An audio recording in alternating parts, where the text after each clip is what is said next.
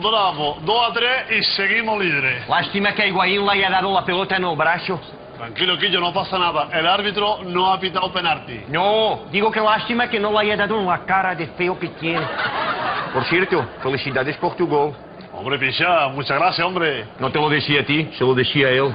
O más guapo, o más rico, o más caro del mundo.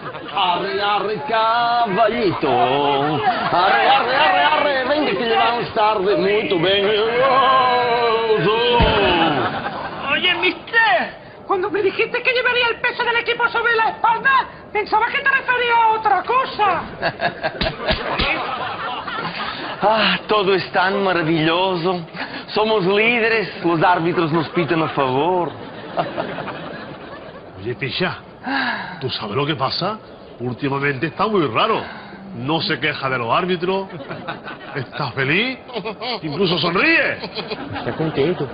Con la mirada perdida, se ríe solo. Eso solo puede significar una cosa. ¿Que se ha fumado un porro? No, Marato, que se ha enamorado. ¿Enamorado de quién? Ah, no se lo quería sin ti. Eres tan guapo, tan elegante, tan rico. Mourinho se ha enamorado de mí. ¿Pero qué dices, Picha? ¿Que no ves que se está viendo en el espejo? Por eso, tonto. Y cuando te miras en el espejo, ¿quién sabe? Salgo yo. Vamos a ver, Cristiano. Cuando te mira en el espejo, me ve a mí. Cuando te miras en el espejo, salgo yo, mira. Que no yo. No, mira yo. Rico. Que no yo. Guapo.